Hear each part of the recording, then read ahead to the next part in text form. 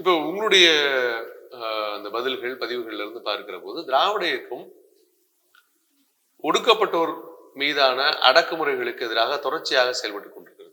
சமூக ரீதியாக, பண்பாட்டு ரீதியாக அவர்கள் மீதான தாக்குதல்கள், அவர்களுக்கு மறுக்கப்பட்ட உரிமைகளுக்காக தொடர்ச்சியாக குரல் கொடுக்குது. கோயில் நுழைவுல இருந்து ஒவ்வொரு விஷயங்களும் நீங்க சொன்னீங்க. அன்னைக்கு ஜாதிய வன்கொடுமைகளுக்கு எதிராக திராவிட இயக்கம் ஆற்றிய பணிகளில் ஒரு ஒரு பகுதியை உங்களுடைய நீடாமங்கலம் சாதிய கொடுமையும் திராவிட இயக்கம் என்கிற அந்த புத்தகம் பதிவு செய்கிறது. உண்மையில் நீடாமங்கலத்தில் நடந்தது என்ன, அங்கு நடந்த உண்மையான சிக்கல் என்ன, அந்த செய்திகளை எந்த வகையில் நீங்கள் முழுமையாக அறிந்து கொண்டு அதை பதிவு செய்வதற்கான வாய்ப்பை ஏற்படுத்திக் கொண்டீர்கள்? இந்த நீடாமங்கலம் சாதிய வன்கொடுமையை பற்றி நான் அறிந்து கொண்டது எப்படின்னு சொன்னா, என்னுடைய முனைவர் பட்ட ஆய்வு திராவிட இயக்கமும் தாழ்த்தப்பட்டோரும் அப்படிங்கிறதான். உலக புகழ்பெற்ற வரலாற்று அறிஞர் பேராசிரியர் ஆயிரா வெங்கடாசலபதி அவர்களுடைய வழிகாட்டுதல் தான் நான் அந்த ஆய்வை நான் செய்தேன். நான் இன்னைக்கு அவருடைய மாணவராக தான் இருக்கிறேன். அந்த ஆய்வுல நான் அதற்கான வாசிப்புல இருக்கும் பொழுது, அதற்கான தேடல்ல இருக்கும் பொழுது, அப்பதான் நான் நீடாமங்கலம் வன்கொடுமையை பற்றி எனக்கு செய்திகள் தெரிஞ்சது. என்னுடைய முனைவர் பட்ட ஆய்வுக்கு சென்னை பெரியார் திடல் நூலகம் ஒரு மிகப்பெரிய ஒரு அறிவு ஊற்றாக அமைந்தது. அங்க ஆசிரியர் வீரமணி அவர்கள் அதற்கு அனுமதி அளித்தார்கள். நூலகர் கோவிந்தன், அதுபோல தம்பி பிரின்ஸ் போன்றவர்கள் எனக்கு அந்த ஆவணங்களை நான் தேடி அடைவதற்கு எனக்கு பக்கபலமாக இருந்தார்கள். அப்படி நான் அங்க திடல் நூலகத்துல நான் குடியரசு, திராவிடன் போன்ற இதழ்களை வாசிக்கும் போது அதுலதான் இந்த கண்ணோட்டத்துல வாசிக்கிறேன். திராவிட இயக்கத்துக்கும் தாழ்த்தப்பட்டிருக்குமான உறவுங்கிற அந்த கண்ணோட்டத்துல அதுல உள்ள செய்திகளை படிக்கும் போதுதான் நீடாமங்கலம் வன்கொடுமை பற்றிய செய்தி முதல்ல பதிவாகுது. 1938 ஜனவரி 3ஆம் நாள் வெளிவந்த விடுதலை இதழில் தான் அந்த செய்தி பதிவாகுது. நீடாமங்கலத்தில் சாணி அபிஷேகம் தாழ்த்தப்பட்ட மக்கள் மீது அவமரியாதை அப்படிங்கிற மாதிரியான தலைப்புல ஒரு செய்தி பதிவாகுது. அப்புறம் அந்த செய்தியை எடுத்து நான் அது தொடர்ச்சியாக அதனுடைய பின் தொடர்ச்சியாக வரக்கூடிய அது தொடர்பான செய்திகளை தேடும்போது தொடர்ச்சியாக கிட்டத்தட்ட 1 ஆண்டு 2 ஆண்டு வரைக்கும் அது சம்பந்தமான செய்திகள் வந்துகிட்டே இருக்கு. அது எல்லாத்தையும் நம்ம என்னால் முடிந்த அளவுக்கு ஆவணப்படுத்தியிருக்கோம். என்னுடைய ஆய்வுல அது ஒரு சிறு பகுதி. ஆய்வேட்டில் அது 15 பக்கத்துக்கு அந்த நீடாமங்கலம் வன்கொடுமை நிகழ்வு, அதற்கு திராவிட இயக்கம் மாற்றிய எதிர்வினைகள் ஒரு 15 பக்கத்துக்கு பதிவாயிருக்கு. நான் அது பற்றி எழுதும்போது அதை தனியாக என்னுடைய பேராசிரியர் சலபதி அவர்கள் அதை அது பற்றி தனியாகவே எழுதுங்கினார். அது ஒரு பக்கம் எழுதிக்கிட்டு இருந்தேன். நான் ஒரு கட்டுரையாக வரும்னு நினைச்சேன். அது கிட்டத்தட்ட அதுவே ஒரு 140 பக்கத்துக்கு என்னுடைய எழுத்துலே வந்துச்சு. நான் கட்டுரைன்னு தொடங்கினது அந்த மாதிரி ஆயிடுச்சு. அப்புறம் சலபதிட்ட நான் கேட்டேன், இது என்னங்க பண்ண? அது புஸ்தகம் ஆயிடுச்சுங்க அப்படின்னாரு. எனக்கு ரொம்ப ஆச்சரியமா போயிடுச்சு, புஸ்தகம் இப்படிதான் உருவாகுமோ அப்படின்னு.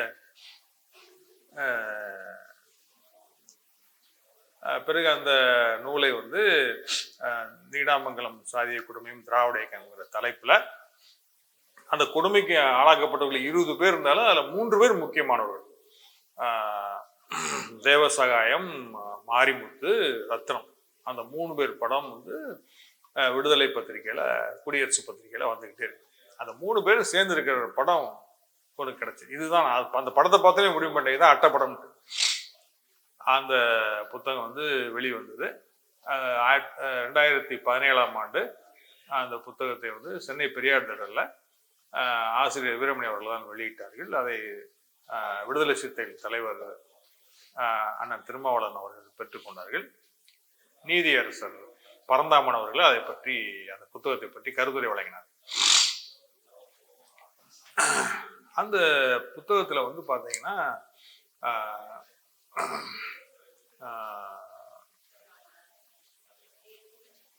அதில் உள்ள விஷயம் என்ன அப்படின்னா, அந்த நிகழ்வு நடந்தது வந்து 1937 டிசம்பர் மாதம் 28ஆம் நாள். அது ஒரு குறிப்பிட்ட ஒரு நிகழ்வு. அந்த நாள்ல வந்து நீடாமங்கலத்துல தென் தஞ்சை ஜில்லா காங்கிரஸ் மாநாடு அப்படிங்கிற தலைப்புல ஒரு மாநாடு நடக்கும். தென் தஞ்சை ஜில்லா காங்கிரஸ் மாநாட்டை வந்து நடத்துறது யாருன்னா, அந்த பகுதியில் உள்ள காங்கிரஸ் உடைய முக்கியமான தலைவர் சந்தான ராமசாமி உடையாருங்கிற ஒரு பெரு நில உடைமையார். அவருடைய அண்ணன் ரத்ன சபாபதி நாடா ரத்ன சபாபதி உடையார். இவங்க 2 பேரும் அந்த பகுதியில் மிகப்பெரிய நில உடைமையாளர்கள். அதில் டிகேபி சந்தான ராமசாமி உடையாருடைய நீடாமங்கலம் பங்களாவில் வச்சு தான் அந்த மாநாடு நடக்கும். அவருடைய பங்களாவுடைய ஒரு பகுதியில் ரைஸ் மில், அவருடைய சொந்த ரைஸ் மில், அந்த ரைஸ் மில்லுடைய வளாகத்தில் தான் மாநாடு நடக்கும். அந்த மாநாட்டை வந்து அப்போதுதான் அந்த 37 காங்கிரஸ் கட்சி முதன்முறையாக தமிழ்நாட்டில் ஆட்சிக்கு வந்தது. ராஜகோபாலாச்சாரியார் வந்து அதனுடைய முதலமைச்சர். நீதி கட்சி ஆட்சி முடிவடைந்து முதன்முறையாக காங்கிரஸ் கட்சி ஆட்சிக்கு வருது 37. ராஜகோபாலாச்சாரியார் முதலமைச்சர். அவர் யாகூப் காசன் என்பவர் மராமத்து பணி அமைச்சர். அந்த யாகூப் காசன் தான் மாநாட்டை தொடங்கி வைக்கிறாரு. மாநாட்டுடைய தலைவர் வந்து யாருன்னா ஓமந்தூர் ராமசாமி ரெட்டியார், NS வரதாச்சாரி, வெங்கட்ராம ஐயர் போன்ற நிறைய முக்கியமான இந்த பகுதியில் உள்ள காங்கிரஸ் கட்சி தலைவர்கள்லாம் அந்த மாநாட்டில் கலந்துக்கிறாங்க.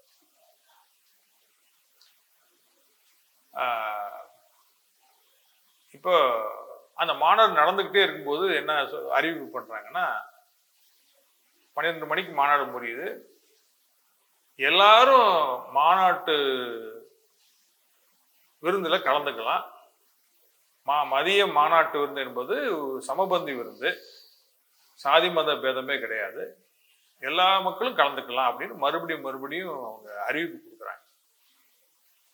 அந்த பகுதியில் இருக்கக்கூடிய விவசாய தொழிலாளர்கள், அவர்கள் பெரும்பாலும் தேவேந்திர குல வேளாளர் சமூகத்தை சேர்ந்தவர்கள். குறிப்பாக பண்ணை வெங்கட்ராம ஐயருங்கிறவருடைய அந்த பண்ணைகளை உள்ள வேலை பார்க்குறவங்க, வேறு சில பண்ணைகளையும் வேலை பார்க்குறவங்க தொழிலாளர்கள் இருக்கிறாங்க. அந்த அவர்கள்லாம் அதில் வந்து வேடிக்கை பார்க்கறதுக்காக வந்திருக்கிறாங்க. மாநாட்டை வேடிக்கை பார்க்க, ஒரு திருவிழா நடந்தால் வேடிக்கை பார்க்கணும், அதை வேடிக்கை பார்க்கறதுக்காக வந்திருக்காங்க. மறுபடியும் சாப்பிட்றதுக்கு கூப்பிட்ட உடனே மதிய வேளையில் அந்த சாப்பாடு இடத்துல போய் உட்கார்ந்து சாப்பிட்டுட்டு இருக்காங்க. ஒரு 20-21 பேர். ஆமா, ஒடுக்கப்பட்ட பெரும்பாலும் தேவேந்திர குல வேளாளர். 1-2 பேர் மாற்று சாதிகளாக இருப்பாங்க. ஆயுதராளர் ஒருத்தர் நினைக்கிறேன். அப்புறம் அந்த மாரிமுத்துங்கிறவர் ஒடுக்கப்பட்ட மக்களுக்கு முடிதிருத்துகின்ற வேலையை செய்யக்கூடிய ஒரு பிரிவை சேர்ந்தவர். இவங்களாம் இருக்காங்க. இது வந்து இந்த மாதிரி ஒடுக்கப்பட்ட மக்கள் உட்கார்ந்து சாப்பிட்றாங்கிற செய்தி வந்து உடையாருடைய சந்தானராமனுடைய கவனத்துக்கு போயிருக்கு. அவர் வந்து ஒரு சாதிய சனாதன பற்றாளர். அவர் கிட்டத்தட்ட 900 ஏக்கர் நிலம் அவருக்கு இருந்ததாக குறிப்புகள் இருக்குது. ரொம்ப வைதிக பற்றுடையவர். பல பிராமண சமய ஆச்சாரியார்களோடு அவர் தொடர்பில் இருக்கிறவர். அதெல்லாம் உடனே அவர் வந்து பகல அடிச்சு விரட்டுங்கடா அப்படிங்கிற சொல்லாரு. அவருடைய அந்த மாட்டுக்கார, அவர் பேர் சபாபதின், அவர் வேறு சில அடியாட்கள்லாம் வந்து சவுக்கட்டை எடுத்து அவங்கள சாப்பிட்டுக்கிட்டு இருக்கவங்களே அடிச்சு இப்ப அந்த வார்த்தையே சொல்றாங்க அப்படின்னு. அதுக்கு என்ன அப்ப நம்ம ஒரு கேள்வி வருது, இவங்க தானே கூப்பிட்டாங்க அப்படின்ட்டு. அதுக்கு என்ன அர்த்தம்னா, நாங்க கூப்பிட்டா நீ வந்துருவியா அப்படிங்கறத அர்த்தம். நாங்க வந்து எங்க அரசியலுக்காக கூப்பிடுவோம், இன்னைக்கு உட்கார சொன்னா உட்காந்துருவியாங்க. ஆமா அப்படிங்கிற மாதிரி அந்த மாதிரி அதான் அதுக்கு அர்த்தம். அடிச்சு விரட்டுறாங்க. அடி சாப்பிட்டுட்டு இருக்கும்போதே பொதுவா நம்ம மரபுல வந்து யாரா இருந்தாலும் ஒரு விருந்துல வந்து சாப்பிட உட்கார்ந்தவங்களும் எந்திக்க சொல்லக்கூடாதுங்கிறது ஒரு தமிழ் மரபு. ஆனா அவங்க அதுக்கு முற்றிலும் எதிரான வகையில அடிச்சு விரட்டுறாங்க. அந்த மக்கள் இப்ப செதறி பின்னாடி எல்லாம் ஒரு ஆறு, அந்த ஆறை தாண்டி ஓடுறாங்க, காயங்கள் பட்டு தலைமறைவாயிறாங்க. ஏன்னா யார் யார் வந்திருக்காங்கன்னு எல்லாருக்குமே தெரியும்.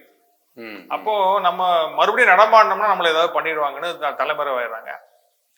இரவு முழுக்க இருந்துட்டு ஒரு சில பக்கத்துல ஒரு திரையரங்கம், ஒரு ஒரு நாடக கொட்டகம், திரையரங்க திரைப்பட நாடக கொட்டை, அங்க போய் ஒளிஞ்சுக்கிறாங்க. கொஞ்சம் பேர் வயல்களில் போய் ஒளிஞ்சுக்கிறாங்க. மறுநாள் அவங்கவுங்க வேலை பார்க்குற இடத்துக்கு வர்றாங்க, அவங்க பண்ணைகளுக்கு போறாங்க. வந்தது யாருன்னு எல்லாருக்கும் தெரியும். அதனால உடையார் வந்து அந்தந்த பண்ணைகளுக்கு ஆள் அனுப்பிச்சிடுறாரு.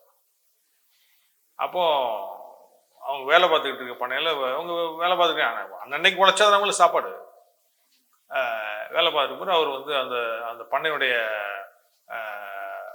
கண்காணி, அவரும் ஒரு ஐயர் தான், கணக்கு அவர் வந்து யாரா இந்த நேற்று விருந்துல போய் சாப்பிட்டது யாரா, கொஞ்சம் பேர் வராங்க. தலையாரி ஒரு தலையாரி அவர் இழுத்துட்டு வாடா படவா சொல்றாரு. இழுத்துட்டு வர, சும்மா இழுத்துட்டு வர, அடிச்சுட்டு இழுத்துட்டு வாடா அப்படிங்கிறாரு. உடனே கம்புட்டு தடி கம்புட்டு அடித்து கொண்டே இழுத்துட்டு வந்தார். அப்படிங்கிற மரத்துல கட்டி விடா அப்படிங்கிற மரத்துல கட்டி வைக்கிறாங்க. கட்டி வச்சு அடிக்கிறாங்க.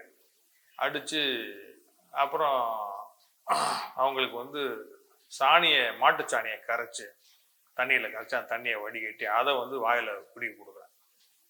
இது வந்து ஒரு பெரிய அந்த தஞ்சை மாவட்டத்தில் உள்ள ஒரு சாணிப்பால்ங்கிற ஒரு தண்டனை முறை. பொதுவா வந்து அதை வந்து விவசாய வேலைகள்ல ஏதாவது தப்பு பண்ணிட்டாங்க அல்லது வந்து ஏதாவது சின்ன குறைபாடு பண்ணிட்டாங்கன்னு அந்த நில உடைமையாளர் நினைத்தால், அந்த மாதிரி தன்னுடைய பேச்சை கேட்கலன்னு நினைச்சா, தன்னை மீறி போறாங்கன்னு நினைச்சா அந்த மாதிரி அவங்கள.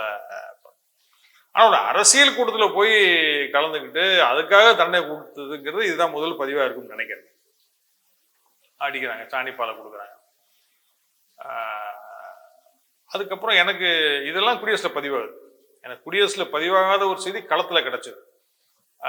நான் வந்து அந்த அதுல 21 பேர் அந்த துன்பத்துக்கு ஆளானவங்க, வன்கொடுமைக்கு ஆளானவங்க. அவங்க எல்லாம் 3 முக்கியமானவர்கள் வந்து தேவசகாயா, மாரிமுத்து, ரத்னம்ங்கிறது.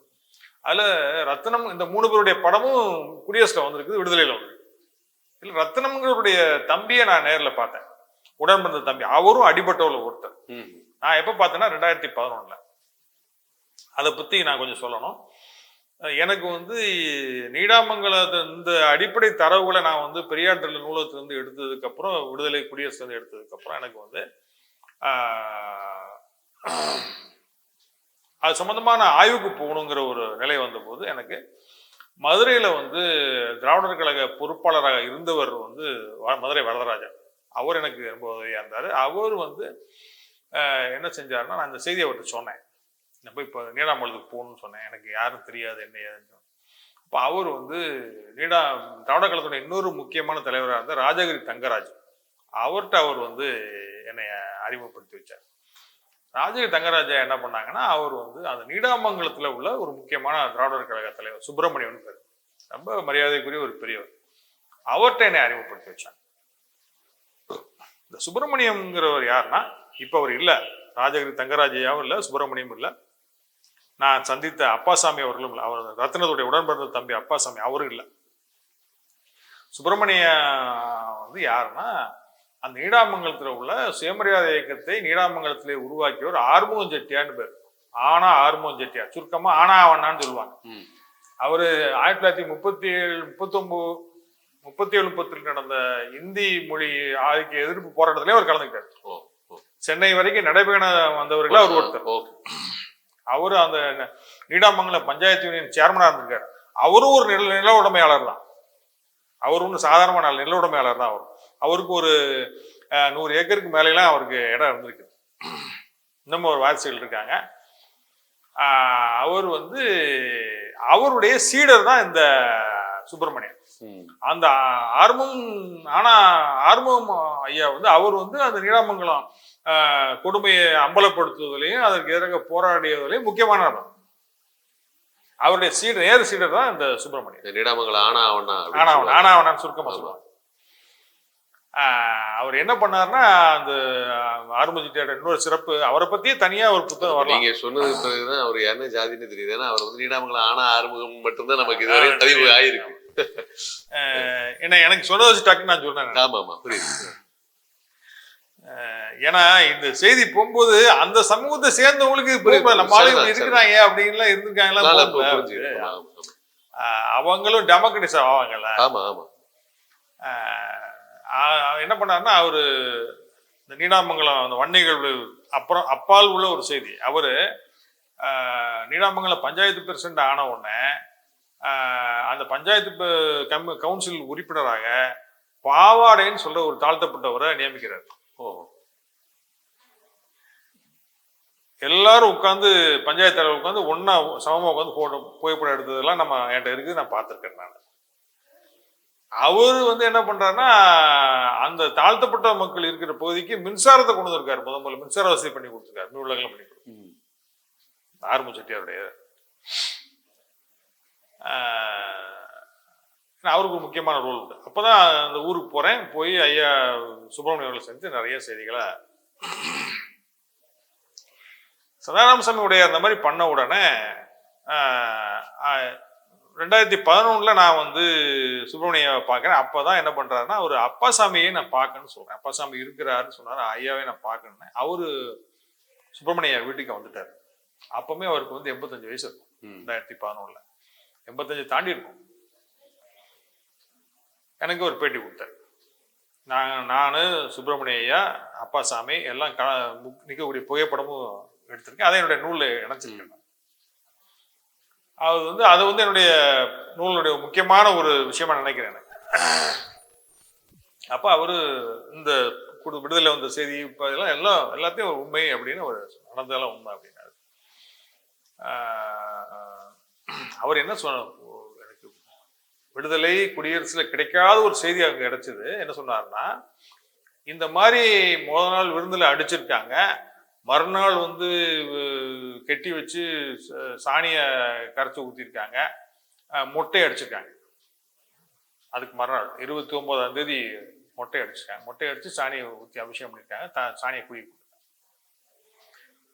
அன்றைக்கு இரவு என்ன பண்ணியிருக்காங்கன்னா, அவங்களுடைய அந்த குடியிருப்புல கழுத மேல அவங்களை உட்கார வச்சு ஊர்ல விட்டுருக்காங்க, கரும்புலி செம்புலி குத்தி. இந்த செய்தி வந்து எனக்கு வந்து களத்துலதான் கிடைச்சது. இது பத்திரிகையில பதிவால, என்ன காரணம் தெரியல, அதனால பதிவால நான் அதை புத்தகத்துல போட்டேன். அது ஏன்னா நேரடியாக சம்பந்தப்பட்டவர்கிட்ட இருந்து எனக்கு கிடைத்த தகவல். என்றால் கரும்புலி செம்புலி குத்தி ஊர்வலம் விடுறது, முக்கியமா கழுத மேல வச்சு ஊர்வலம் விடுறதுங்கிறது அவமானப்படுத்துவதற்குரிய ஒரு இதாக வந்து நம்ம தமிழ் சமூகத்துல இருக்குது. அதுவும் செஞ்சிருக்காங்க. அப்போ இந்த இந்த கொடுமை வந்து 28, 29 2 நாள் நடந்திருக்குது. இந்த கொடுமையை முதலாக வெளியே கொண்டு வந்தது விடுதலை பத்திரிகை. ஆறுமுக செட்டியார் தலைமையில் அவர் ஐயாவுடைய முயற்சியில இந்த செய்தியை வந்து என்ன பண்றாங்கன்னா, எழுதி ஒரு பக்கத்துல ஒரு ஊர், அந்த ஊர்ல தான் வந்து இந்த மாங்குடின்னு ஒரு பேர், டக்கு நினைவுல வர மாட்டேன். அந்த ஊர்ல வந்து காலால் மிதித்து அடிக்கக்கூடிய பிரஸ் ஒண்ணு வச்சிருக்கு அந்த காலம். அந்த பிரஸ் தான் நோட்டீஸ் அடிச்சிருக்காங்க, இந்த அநியாயம் நடக்குது அப்படின்னு சொல்லி நோட்டீஸ் அடிச்சிருக்காங்க. தாழ்த்தப்பட்ட மக்கள் மொட்டையடித்து சாணியால் அபிஷேகம் செய்யப்பட்டு அவமானப்படுத்தப்பட்டார்கள் அப்படிங்கிற தலைப்பு போட்டு நோட்டீஸ் அடிக்கிறாங்க. அந்த நோட்டீஸை விடுதலைக்கு அனுப்பி வைக்கிறாங்க, செய்தியை அனுப்பி வைக்கிறாங்க. அது அப்படியே அந்த விடுதலையில அந்த செய்தியை நோட்டீஸ்ல தலைப்புப்படியே செய்தி வருது. இந்த விடுதலை தான் இந்த செய்தியை, இந்த வன்கொடுமையை முதலில் அம்பலப்படுத்தினது அப்படிங்கிறதுக்கான ஒரு எவிடன்ஸ் என்னன்னு கேட்டீங்கன்னா, 28, 29 நடக்கக்கூடிய இந்த நிகழ்வு வந்து 37ஆம் ஆண்டு கடைசியில் நடக்குது, 38ஆம் ஆண்டு பிறக்குது. 3/1/38 விடுதலையில இந்த செய்தி முதல் பக்கத்தில் வெளிவரும். அதே 3/1/38 இதழ்ல வந்து அருப்புக்கோட்டையில தாழ்த்தப்பட்ட மக்கள் நடத்திய ஒரு மாநாட்டினுடைய தீர்மானங்கள்லாம் வெளிவரும். அது வந்து இந்த வன்னிகழ்வு நடந்ததுக்கு அப்புறம் நடந்த மாநாடு. அந்த மாநாட்டு தீர்மானங்கள்ல எந்த இடத்துலையும் இந்த வன்னிகழ்வை பத்தி கண்டித்து எந்த குறிப்பும் இல்லை. ஆனால் விடுதலையில 3/1/38 இந்த செய்தி வந்ததுக்கு அப்புறம் அதுக்கு மறுநாள் 4/1/38 வந்து ஆம்பூர்ல ஒரு தாழ்த்தப்பட்ட மாநாடு நடக்குது. அந்த மாநாட்டுல வந்து இந்த சம்பவம் கண்டிக்கப்பட்டு வருது. செய்தியை விடுதலை தான் கொண்டு இதுல வந்து விடுதலை தான் முதல்ல இந்த செய்தியை கொண்டு வந்திருக்கிற விஷயம் ஒண்ணு. ரெண்டாவது, விடுதலை வந்து தாழ்த்தப்பட்ட மக்களால் படிக்கப்பட்டிருக்கின்றது என்கிற செய்தி இதுல வந்து தொடர்ந்து படிக்கப்பட்டிருக்கு. அப்போ வந்து எப்படி அம்பலமாகுது. உடனே வந்து உடையார் தரப்புல இருந்து அதுக்கு மறுப்பு தெரிவிக்கிறாங்க. அப்படியெல்லாம் கிடையாதுன்னு சொல்றாங்க. இந்த தினமணியில வந்து அப்படி ஒரு சம்பவமே நடக்கல, விடுதலையில எழுதுனதுக்கு பதிலாக தினமணி பதில் அப்படி காங்கிரஸ் பத்திரிகைல இப்படி சம்பவம் நடக்குது வந்து இட்டு கட்டி சொல்லப்பட்ட கதைன்னு அதுல செய்திகள். அதுக்கு மறுப்பாக விடுதலையிலையும் பதில் கொடுக்குறாங்க. இதெல்லாம் நடக்குது. இந்த அடிபட்டவங்கள அவங்கள ஒரு சிலரை பிடிச்சி அவங்க சூசேன்னு ஒருத்தர், அது வந்து இந்த அடிபட்டவருடைய உறவினர். அவர் வந்து ஒரு உடையாருக்கு வேண்டியவர்னு வைங்களேன். அவரு மூலமா ஒரு பேட்டி கொடுக்குறாங்க. அந்த பேட்டி தினமணில அப்படி ஒரு சம்பவமே நடக்கலைன்னு அவர் சொல்ற மாதிரி. அவர் இவங்களுக்கு வந்து இந்த அடிபட்டவர்களுக்கு வந்து உடையார யாரும் எதுவும் சொல்லாதீங்க, அவங்களை அப்புறம் வீட்டுக்கு கூட்டு வந்து யாருன்னு கேட்டாலும் அம்பலமாயிடுச்சுல, அம்பலமாயி பெரிய அளவுக்கு ஆகி போச்சுல. ஒரு விஷயம் தெரியாம இருந்தா தானே வந்து இப்ப பிரச்சனை எந்த அமைதியா இருக்கும். தெரிஞ்சிச்சு பெரிய கலவரம் உண்டாகுது, அறிவுலக்கு பெரிய விவாதத்தை ஏற்படுத்துது. அப்போ அந்த 3 பேரையும் கூப்பிட்டு யாரும் எதுவும் சொல்லாதீங்க, நான் வந்து எல்லாருக்கும் புது துணி எடுத்து கொடுத்துறேன், ஒரு ரூபா கொடுத்துட்றேன். அடையப்பா 1 ரூபாயப்போ போய் நீங்க சந்தோஷமா கல்லை குடிச்சு வீட்டுல போய் படுத்து தூக்குங்க அப்படின்னு சொல்லிட்டு அவர் வந்து சொல்றாரு. 1 ரூபா. ஆமா, இதெல்லாமே அவங்க பின்னாடி சொல்றாங்க அந்த மக்கள், எங்களுக்கு இப்படி சொன்னாரு அப்படின்ட்டு. அப்ப சூசை மூலமா வெளிவந்த அந்த பொய் செய்தியும் விடுதலை அம்பலப்படுத்துது. இவர்களை மறுபடியும் சுயமரியாதை இவங்களை கையில எடுத்துரு.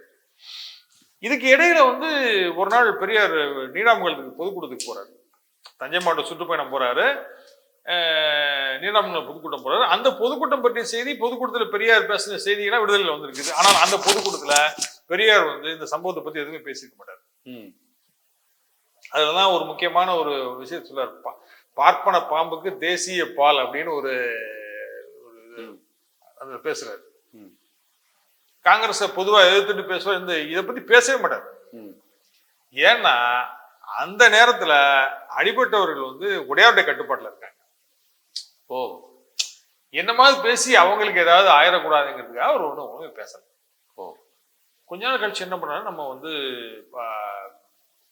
பெரியார் சார்பில் பொன்னம்பலானார் அவர் வந்து நீடாமங்கலத்துக்கு வந்து அவர் அங்கேயே அந்த சம்பவம் நடந்த கொஞ்ச நாளே வந்துடுறாரு. வந்து எல்லாத்தையுமே பதிவு பண்ணி அனுப்பிச்சுட்டு இருக்காரு. ஓ, அவர் மூலமா தான் இந்த 3 பேர் மாரிமுத்து, ரத்தனம், தேவசாயம் 3 பேரையும் அவங்க செக்யூர் பண்ணி ஈரோட்டுக்கு அனுப்புறாங்க. ஈரோட்லயே கொஞ்ச நாள் சில மாதங்கள் இருக்கிறாங்க. ஈரோட்ல பெரியார் கட்டுப்பாட்டுல இருக்காங்க, பெரியாருடைய பாதுகாப்புல இருக்காங்க. அதுல வந்து மற்றவங்களாம் ஊருக்கு திரும்பிட்டாங்க. மாரிமுத்து மட்டும் ரொம்ப நாள் பெரியார் இருக்காரு. பெரியார் வந்து அவருக்கு கொஞ்ச நாள் கழிச்சு இந்த விவகாரம்லாம் முடிஞ்சதுக்கு அப்புறம் அவருடைய செல்வாக்கை பயன்படுத்தி காவல்துறையில வேலை வாங்கி கொடுத்தாரு. மாரிமுத்து வந்து தாழ்த்தப்பட்டவர்களிலும் தாழ்த்தப்பட்டவர். ஏன்னா அவருடைய அது என்ன சாதி, அதாவது பள்ளப்பரியாரின்னு வருது. பட் அதுதான் அந்த சாதியுடைய பேரா வேற பேர் இருக்குமான்னு தெரியல. எனக்கு அவரும் அதுதான் சொன்னாரு, அப்பா சமயம் அதான் சொன்னாரு, பல்லர் சமூக மக்களுக்கு முடிதிருத்துகின்ற வேலையை செய்யக்கூடிய, அதான் மற்ற பிற்படுத்தப்பட்ட மக்களுக்கு முடிதிருத்துறவங்க அந்த வேலையை செய்ய மாட்டாங்க. அதுக்குன்னு ஒரு சாதி, இந்த முடிதிருத்துகின்ற தொழிலாளர்களுக்கும் அந்த முடிதிருத்துகின்ற தொழிலாளர்களுக்கும் சம்மந்தம் கிடையாது, உறவு கிடையாது, திருமண உறவு கிடையாது. நீங்க சாதி முறை வந்து எப்படி ஒரு கம்பார்ட்மெண்டா வச்சிருக்கு பாருங்க. அது அவர் வந்து அவருக்கு பெரியார் அவருடைய செல்வாக்கை பயன்படுத்தி காவல்துறையில வேலை வாங்கி கொடுத்தாரு. காவல்துறை வாங்கி கொண்டு அவர் பல திருவாரூர் அந்த பகுதியெல்லாம் வேலை பார்த்துருக்காரு, அந்த ஏரியால வேலை பார்த்துருக்காரு. அவருடைய பையன் ராஜேந்திரன் பேர், இப்ப சென்னையில ஒரு கம்பெனி, தனியார் கம்பெனில ஒர்க் பண்ணி சென்னையில இருக்காரு. என்னுடைய நூல் வெளியீட்டு விழாவுக்கு ராஜேந்திரன் வந்தாரு, ஒரு மனைவி வந்தாங்க. அவங்கள வந்து ஆசிரியர் வீரமணி அவர்கள் சிறப்பித்தாங்க, மேடையிலே சிறப்பித்தாங்க. மற்ற 2 பேர் ரத்னத்துடைய குடும்பத்தை நான் கான்டாக்ட் பண்ணேன், தேவசாயத்துடைய குடும்பத்தை நான் கான்டாக்ட் பண்ணேன். அவங்க யாருமே அதுக்கு வந்து என் போன்ல பேசினாங்களே தவிர வந்து அதுக்கு கூடுதலா அவங்ககிட்ட வந்து அதிகமாக ஒரு நட்பை வளர்த்துக்கிட முடியல. இவர் இப்போ ராஜேந்திரனுடைய பையன் வந்து அமெரிக்கால பணியாற்றுறாரு. அவரும் சாதி மறுப்பு திருமணம் தான் முடிச்சிருக்கிறார். நீங்க அந்த இதை பார்க்கணும். நீங்க வந்து மாரிமுத்துவிலிருந்து அவருடைய பேரன் வந்து நீடாமங்கலத்திலிருந்து அமெரிக்கா வரை அப்படிங்கிறது நடந்தது. அப்புறம் உடையார் என்ன பண்றாருன்னா, சந்தானாம்சன் உடையார் வந்து இந்த செய்தி ரொம்ப அவருடைய ஒரு ஆளுமையை டேமேஜ் பண்ண உடனே அவர் வந்து விடுதலை மீதும் விடுதலை ஆசிரியர் மீதும் வந்து வழக்கு கொடுத்தார், மான நஷ்ட வழக்கு போடுறார். மான நஷ்ட வழக்கு போடும்போது இதுல தஞ்சை முதல்ல வந்து தாலுகா அளவில் உள்ள கோர்ட்டில் நடக்குது வழக்கு. அதுல வந்து அப்போ உள்ள நீதிபதிகள் வந்து எப்படி இருப்பாங்க, நீதிபதிகள்லாம் வந்து ஆதிக்க சாதிக்கு ஆதரவாக இருப்பாங்க. அவர்கள் வந்து இல்லை இப்படி ஒரு சம்பவம் நடந்திருக்க முடியாது, இது வந்து உடையார் போன்ற ஒரு பெரிய மனிதர் வந்து சமூகத்தில் மரியாதைக்குரியவர் இந்த மாதிரிலாம் செஞ்சிருக்க மாட்டாரு அப்படின்னு சொல்லி தான் தீர்ப்பு கொடுக்குறாங்க. இது தவறு அப்படின்னு சொல்லி விடுதலை மேலே 200 ரூபா ஃபைன் போடுறாங்க. அப்புறம் விடுதலையிலிருந்து வந்து அப்பீல் பண்ணுறாங்க செஷன்ஸ் கோர்ட், தஞ்சை செஷன்ஸ் கோர்ட்ல. இந்த வழக்குல வந்து உமா மகேஸ்வரனா ஆஜராகிறார், தமிழவேல். ஆமா சார், ஏடி பன்னீர்செல்வம் ஆஜராகிறார். இது என்ன முக்கியமான விஷயம்னா, ஏடி பன்னீர்செல்வம் வந்து அவரும் உடையார் கம்யூனிட்டி தான், சந்தானாவசம் உடையாருடைய கம்யூனிட்டி தான் அவரும், இல்லையா? அவர் ஆஜராகிறார். இதெல்லாம் வந்து அவங்க வாதம் பண்ணி இது பண்றாங்க. அந்த தஞ்சை கோர்ட்லயும் வந்து உடையாருக்கு சாதகமாக தான் தீர்ப்பு வருது. ஆனால் இந்த அபராத தொகையை குறைக்கிறாங்க, 100 ரூபாய் ஆக்குறாங்க. இந்த வழக்கு செலவுக்காகவும் இதுக்காகவும் விடுதலையிலிருந்து அறிவிப்பு கொடுக்குறாங்க, மக்கள் வந்து வழக்கு செலவுக்கு கொடுத்து உதவுங்க. ஏராளமான பேர் பணம் என்ன அப்ப எல்லாம் பெரிய கொடுத்துட போறாங்க, 1 ரூபா 50 பைசா அப்படி தான் அனுப்புவாங்க. வெளிநாடுகள் எல்லாம் கூட வழக்கு நிதி திரட்டக்கூடிய இது நடந்துச்சு. அந்த குறிப்புகள்லாம் அந்த அக்கௌண்ட்ல அதில் வந்து குடியரசு வந்துருக்கு, விடுதலை வந்து மீகர ஒரு அமௌண்ட் 100 ரூபாய் 200 ரூபாய் அந்த மாதிரி தான் சேர்ந்துருக்கும். ஆனா என்னன்னா எல்லாரும் அது பங்களிப்பு செஞ்சிருக்காங்க. கொடுத்து எல்லாருமே வந்து தாழ்த்தப்பட்டவர்கள் மட்டும் தான் கொடுத்துருப்பான்னு சொல்ல முடியாதுல்ல. விடுதலையை குடியரசை வாசிக்கக்கூடியவர்கள் அவங்க மூலமா தான் செய்தி போயிருக்கோம், அவங்க தான் கொடுத்துருப்பாங்க. தாழ்த்தப்பட்ட மக்கள் தான் கொடுத்துருப்பாங்கன்னு சொல்ல முடியாது, அவங்களும் கொடுத்துருப்பாங்க. மற்ற பிற்படுத்தப்பட்ட மக்களும் அந்த வழக்கு நிதி கொடுத்துருப்பாங்க இல்லையா? அது மாதிரி வந்து இந்த வழக்கு நடந்துகிட்டு இருக்கும்போது, இந்த விஷயம் ஆகும்போது இந்த 3 பேரையும் பெரியாருடைய கட்டுப்பாடு இருக்காங்க இல்லையா, சில மாதங்கள் பெரியாருடைய கட்டுப்பாடு இருக்காங்க. அப்ப என்ன பண்றாங்கன்னா, ஒரு 7-8 இடங்களுக்கு அவரை கூட்டு போறாரு. சுயமரியாதை இயக்க மாநாடுகள் நடத்துவாங்களா அங்கெல்லாம், தூத்துக்குடி, தஞ்சாவூர், வல்லம், ஓமலூர், இந்த மாதிரி திருச்சி போன்ற ஒரு 7-8 இடங்களுக்கு அவங்களை கூட்டு போய் மக்கள்கிட்ட பேச வைக்கிறார். அவங்களுக்கு நல்ல அவங்க சாதாரணமாக உழைக்கக்கூடிய அந்த காலத்துல 80 வருஷம் முன்னாடி எப்படி இருப்பாங்க தோற்றம், அவங்க தோல்ல துண்டு போட வச்சு இது பண்ண வச்சு. ஏன்னா துண்டுங்கிறதெல்லாம் வந்து ஒரு சுயமரியாதையுடைய குறியீடு. மேடையில ஏற்றி அவங்களே பேசுறாங்க மக்கள். அநேகமா இந்த நிகழ்வுலாம் வந்து இதுக்கு முன்னாடி முன்னுதாரணம் இருக்குமான்னு தெரியல. ஒரு வன்கொடுமைக்கு ஆளான ஒரு தாழ்த்தப்பட்டவர்களை 80 வருடம் 85 வருடத்துக்கு முன்பு அந்த வன்கொடுமையை செய்த அந்த பிற்படுத்தப்பட்ட மக்களையும் வச்சுக்கிடுவோம். பிற்படுத்தப்பட்ட மக்கள் மத்தியிலேயே அவங்கள பேச வைக்கிறது ம். அப்படிங்கிறதெல்லாம் வந்து அதுக்கு முன்னாடியே முன்னுதாரணங்கள் இருக்குமான்னு எனக்கு தெரியல. அது நடந்த 7-8 ஊர்ல தூத்துக்குடியில் நடந்த நிகழ்ச்சிக்கு வந்து பெரியார் கார்ல கூட்டு வந்திருக்காரு. அவர் பெரியாரோட வந்து இறங்கினார்கள், கார்ல வந்து இறங்கினாங்கன்னு குறிப்பிட்டிருக்காங்க, பேசியிருக்காங்க. அந்த மாதிரி நடந்திருக்குது. கடைசி வந்து என்ன நடந்துச்சு அப்படின்னு கோர்ட் ஒரு பக்கம் தீர்ப்பு கொடுக்குது. என்ன நடந்துச்சு அப்படின்னு சொல்லும்போது பல்வேறு அப்போ அமைச்சரா இருக்கக்கூடிய அப்ப ராஜாஜி முதலமைச்சர்னு சொன்னேன். ராஜாஜி வந்து சட்டமன்றத்துல இந்த விவகாரம் வருது. இதை எழுப்புறாங்க, சட்டமன்றத்துல அந்த கேள்வி எழுப்புறாங்க. எழுப்பும்போது ராஜாஜி வந்து அப்படியெல்லாம் ஒரு சம்பவம் நடக்கல அப்படின்னு மழுப்பலா தான் ஒரு பதிலை கொடுக்குறாரு. அதோட இதுக்கு மேல இந்த விவகாரத்தை நான் தொடர விரும்பலன்னு சொல்லி முடிச்சுக்கிறாரு. அப்போ ராஜாஜியுடைய அமைச்சரவையில தாழ்த்தப்பட்ட சமூகத்துக்கான பிரதிநிதியாக அமைச்சராக இருக்கிற வந்து வி முனுசாமி பிள்ளை, அவரும் நேரடியா இந்த சம்பவத்தை மறுக்கிறார். அவரு நீடாமலுக்கு வந்து பார்த்துட்டு அப்படி நடக்கலைன்னு சொல்லி அறிக்கை கொடுக்குறாரு. ஏன்னா பெரியாரோடு இருந்து பிறகு காங்கிரஸ் கட்சி மாறினவர் வந்து யாருன்னா மாயாவரம் ராமநாதன். மாயாவரம் ராமநாதன் ஒருத்தர் இருந்தார்ல, ராமநாதன் எஸ் ராமநாதன். அவரு முதல் நீதி கட்சி இருந்தாரு, பெரியாருக்கு நெருக்கமாக. பிறகு வந்து பெரியாரோட வெளிநாடுகளுக்கு எல்லாம் பயணம் போனாரு. பிறகு அவர் வந்து மாறிடாரு, காங்கிரஸ் போயிட்டாரு. அவரும் அமைச்சர் இருக்காரு. அவரும் இந்த இதை மறுக்கிறாரு. ஏன் அவங்க மூலமா மறுக்க சொல்றாங்கன்னா, அவர் ஏற்கனவே பெரியாரோட சுயமரியாதை இருந்தவர், அதனால அவர் பேசட்டுங்கிறாங்க, அவரை பேச விட்டுறாங்க. இவர் வி முனுசாமி தாழ்த்தப்பட்டவங்களாம் அவர் பேச விடுறாங்க. அப்போ சட்டமன்றத்தில் வந்து உங்களுக்கு வந்து MC ராஜா போன்றவங்களாம் அரசியல்ல முக்கியமான பொறுப்பு இருக்காங்க. ரெட்டமலை சீனிவாசன் இருக்காரு. அப்போ ரெட்டமலை சீனிவாசன் 45 தான் இருக்கிறாரு. ராஜா 43-44 ராஜா இருக்கிறார், MC ராஜா இருக்காங்க. அப்போ திராவிட இயக்கத்தில் என்ன பண்றாங்கன்னா, குடியரசு விடுதலையிலையும் நீங்க வந்து இதை பத்தி பேசுங்க அப்படின்னு, நீங்க பேசுங்க, நீங்க பேசுங்க, நாங்க நபர்களை நாங்க வந்து உங்க முன்னாடி வந்து நிறுத்துறோம் அப்படின்லாம் விடுதலை எழுது. ஆனா அவங்ககிட்ட இருந்து எந்த தகவலும் இந்த நீடாமங்கலம் விஷயத்தை பத்தி வந்ததாக தெரியல. அந்த சமகாலத்தில் எந்த எதிர்வினையும் இதை பற்றி வந்ததாக நமக்கு தெரியல. அது எப்படி இன்னும் புரிந்து கொள்ள முடியல. அவங்க என்ன மாதிரி சூழ்நிலை இருந்தது, அல்லது அவங்க எதுவும் சொல்லி பதிவாகாம இருக்குதா, அவர்கள் நடத்திய எதிலையாவது பதிவு பண்ணிருக்காங்களா நமக்கு தெரியாது. சரியா, இது ஒரு பக்கம்.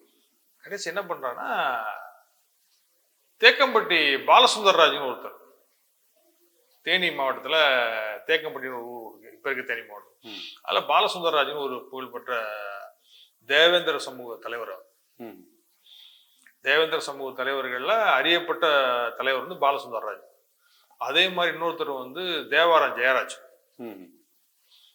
தேவாரம் ஜெயராஜ் வந்து பெரியாருக்கு ரொம்ப நெருக்கம்.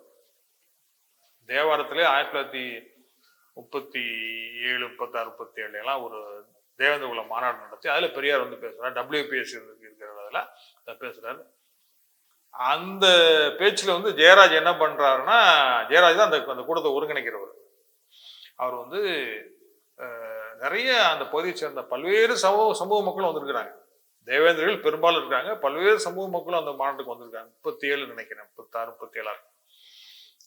அந்த மாநாட்டில் இன்னும் சொல்லப்போனா அந்த பகுதியில் இருக்கக்கூடிய தேவேந்திரர்களோடு நேரடியாக சமூக முரண்பாடுடைய கள்ளர் சமூக மக்கள் பலரும் வந்திருக்கிறாங்க. அது அந்த பேர்களே பதிவாது குடியரசு. அந்த மாநாட்டில் பெரியாரை வச்சுக்கிட்டு அவரு ஜெயராஜ் பேசுறாரு. எதை பேசுறாருன்னா, தாழ்த்தப்பட்ட மக்களுடைய நிலையை பற்றி, வரலாறை பற்றி பேசுறாரு. எதை பேசுறாரு, அம்பேத்கர்ட்ட இருந்து கோட் பண்ணி பேசுறாரு. அது எங்கேயிருந்து எடுக்கிறாருன்னா, அதுக்கு முத நாள் குடியரசுல வெளிவந்த சாதிய ஒழிக்க வழிங்கிற பகுதியில அம்பேத்கர் எழுதியிருப்பாரு. அதை தமிழ்ல மொழிபெயர்த்து குடியரசு வெளியிடுது. அந்த பகுதியே இவர் பேசுறாரு. அம்பேத்கர்ட்ட இருந்து ஆங்கிலத்துல உள்ளது தமிழ்ல வருது குடியரசுல. அது இன்னொரு தாழ்த்தப்பட்ட ஒரு மாநாட்டுல வாசிக்கப்படுது, பேசப்படுது. அம்பேத்கருடைய சிந்தனைகள் வந்து எப்படி தமிழ் சமூகத்துக்குள்ள போய் சேருதுங்கிறதுக்கான ஒரு முறை இது. அதுக்கு திராவிட இயக்கம் முக்கியமான ஊடகமா இருந்திருக்கு. திராவிட இயக்கம், திராவிட இயக்கத்தினுடைய சார்பு பெற்ற நபர்களும் அந்த இயக்கத்தினுடைய ஏடுகளும் முக்கியமான ஊடகமாக இருந்திருக்குங்கிறதுக்கு ஒரு இது பற்றி ஒரு கட்டுரை எழுதியிருக்கிறேன். அது விடுதலை பெரியார் மலர்ல வந்திருக்கு. அவர் அந்த ஜெயராஜ், பாலசுந்தரராஜ் போன்றவர்கள்லாம் வந்து அவங்க ஒரு டீம் அமைத்து, ஒரு அக்னீஸ்வரன் ஒரு தோழர், பெரும்பாலும் அந்த அந்த அணியில வந்து தேவேந்திரர்கள் அதிகமா இருக்காங்க. ஒரு 6 பேர் கொண்ட அணி. அவங்க வந்து நீடாமங்கலத்தை வந்து விசாரிக்கிறாங்க. முனுசாமி பிள்ளை விசாரிச்சு போனது ஒண்ணு, இவங்க விசாரிக்கிறாங்க. இவங்க விசாரிச்சு தான் நடந்தது செய்தி உண்மை, பண்டைகள் நடந்தது உண்மைன்னு சொல்லிட்டு ஒரு அறிக்கையை கொடுக்குறாங்க.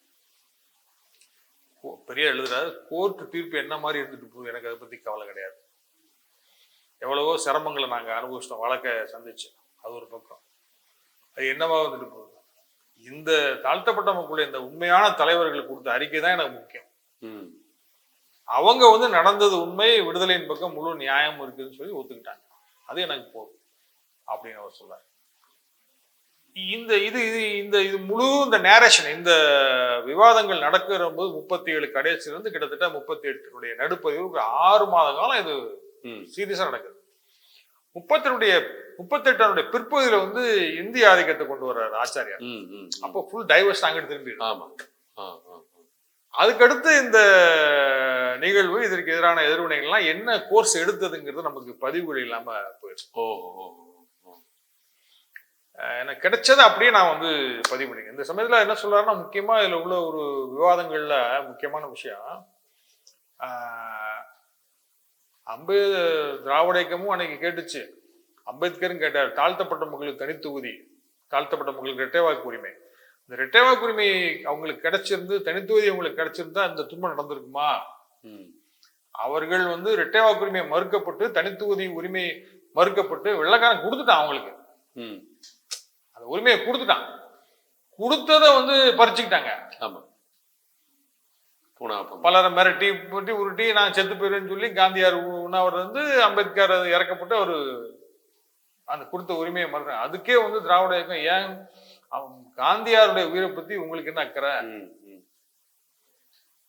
அவரை பத்தி உங்களுக்கு தெரியாது, எனக்கு தெரியும், நான் அவர் கூட 6-7 வருஷம் இருந்திருக்கேன், காந்தியார் செத்து போனா உங்களுக்கு என்ன பிரச்சனை?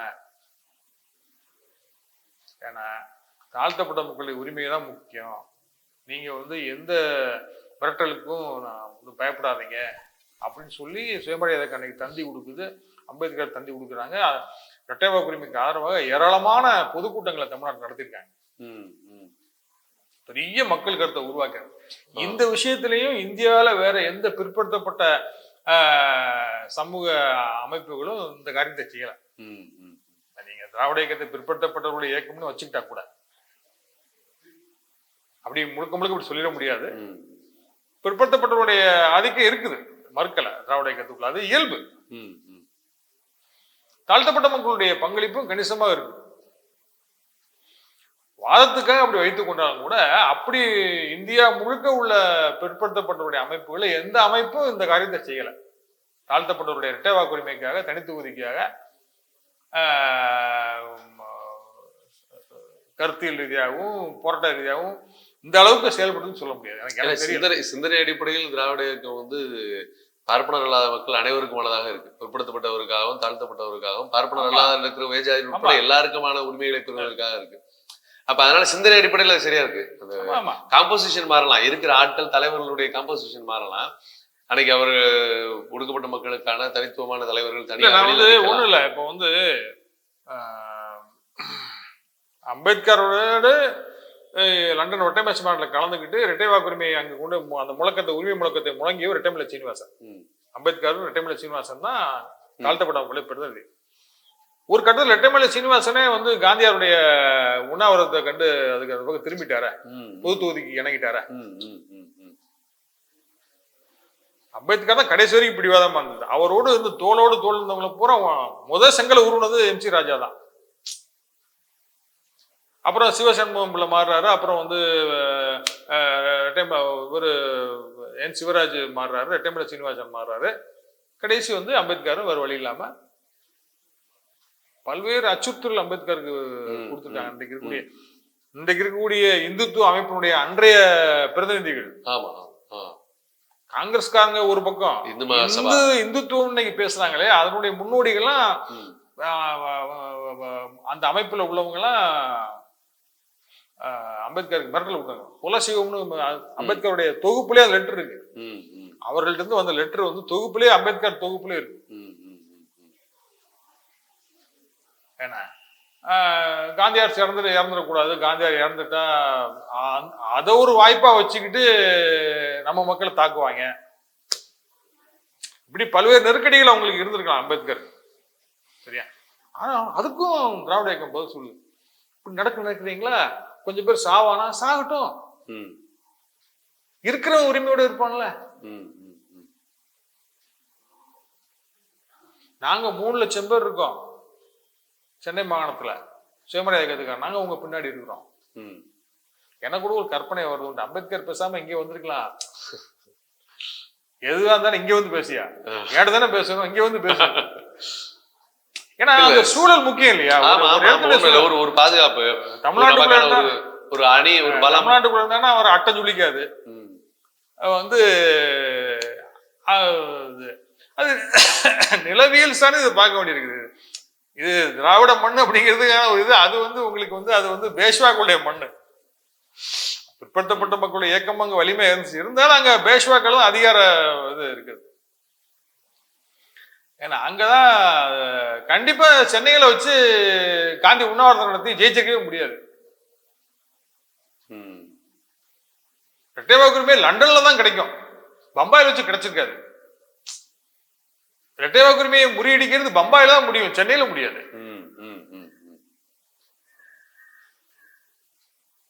அப்போ நிலவியல் சார்ந்தும் இந்த சூழ்நிலைகளை கொஞ்சம் பார்க்க வேண்டியிருக்குது. பெரியார் வந்து இந்திய விடுதலை போராட்டத்தை வந்து எதிர்க்கிறதுக்கான பல்வேறு காரணங்கள முக்கியமான ஒரு காரணம் என்னன்னா, இந்திய விடுதலை போராட்டம் என்பது தாழ்த்தப்பட்ட மக்களுடைய இரட்டை வாக்குரிமையை ஒழித்து கட்டுவதன் மீது கிடைத்திருக்குது அப்படிங்கிறாரு. இந்திய விடுதலை எதிர்க்கிறதுக்கான காரணங்களை சொல்லும் பொழுது இது ஒரு முக்கியமான காரணமா சொல்றாரு. இரட்டை வாக்குரிமையை நீ கொடுக்கல அவங்களுக்கு. இதே காரணத்துக்காகத்தான் வந்து என் சிவராஜ் அறிக்கை விடுறாரு. அவரும் துக்க நாளுங்கிற மாதிரி தான் அறிக்கை விடுறாரு. அம்பேத்கர் வந்து இரட்டை வாக்குரிமைய கைவிடுறதுக்கு ஒரு கட்டத்துல சம்மதிக்காரு பாத்தீங்களா? அப்போ வந்து தாழ்த்தப்பட்ட மக்களும் தந்தி கொடுக்குறாங்க.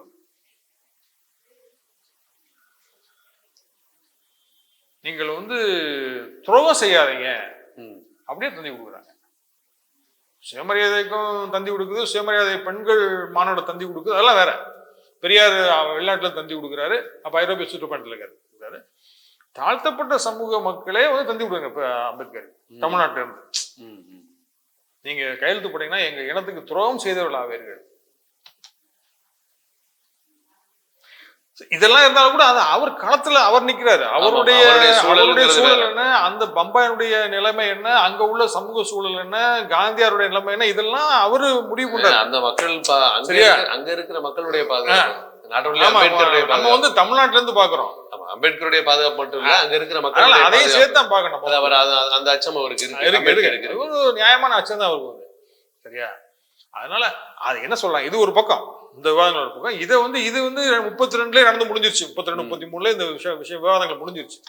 இதை எடுத்து ஞாபகப்படுத்துறாங்க. இந்த நீடாமங்கல பிரச்சனையோட லிங்க் பண்ணி ஞாபகப்படுத்துறாங்க. நீங்க வந்து எரிக் ஹாப்ஸ்பாம்னு ஒரு வரலாற்று அறிஞர், இங்கிலாந்துல உள்ள வரலாற்று அறிஞர், 100 வயசு தாண்டி வாழ்ந்தவர், ஒரு ஸ்டாண்டுக்கு முன்னாடி இறந்துட்டார்.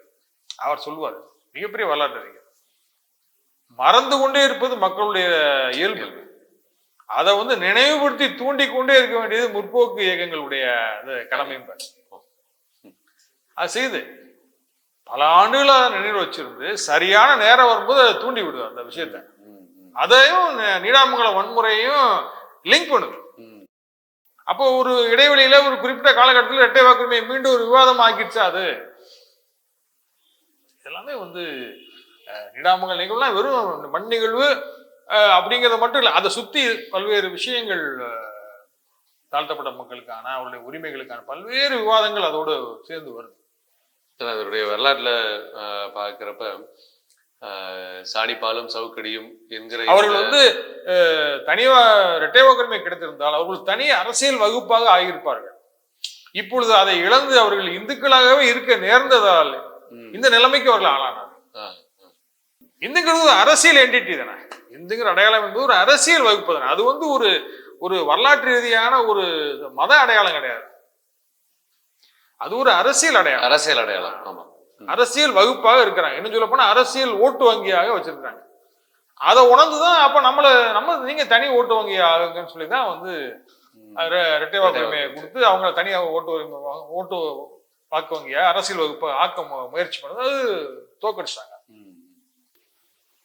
குறிப்பாக தஞ்சை மாவட்ட பகுதியில் இந்த சாணிப்பாலும் சவுக்கடியும் என்று சொல்லப்படுகிற போதெல்லாம் இடதுசாரி இயக்கங்களுடைய பங்களிப்புகள் பெருமளவில் பதிவு செய்யப்படுகிறது.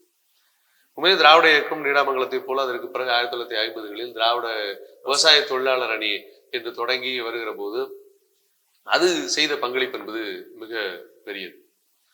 அது நம்ம பதிவாகல. இந்த சூழலில் தான் உங்களுடைய புத்தகம் இன்னும் அதிகமான முக்கியத்துவம் பெறுகிறது. பெரியார் சரவணன் கொஞ்சம் ஒரு நிகழ்வை பற்றி போட்டிருக்காரு. திருச்சி லால்குடி பக்கம் நடந்த பெரியார் சரவணன் போட்டிருக்காரு. இன்னொன்று வந்து நங்கவரம்னு ஒரு ஊர்ல நில உடைமையாளர்களுடைய எதிர்த்து வந்து மிகப்பெரிய போராட்டம் நடந்திருக்குது. அதுல வந்து கலைஞர் ஒரு முக்கியமான பங்கு வகிச்சிருக்கிறாரு. அன்றைக்கு RS மலையப்பன் IAS அந்த வழக்கை ஒட்டி தான் வருது அந்த பிரச்சனை. ஆடு பாதி நங்கவரம் பாதின்னு வந்து ஒரு பழமொழி அந்த பங்கு உண்டு போல. அதுல வந்து அந்த பங்களிப்பு பற்றி தனியாவே பண்ணணும். சட்டமன்ற உரைகளும் இருக்கும். கலைஞருடைய வேறு பதிவுகள் பற்றி உண்டான்னு தெரியல.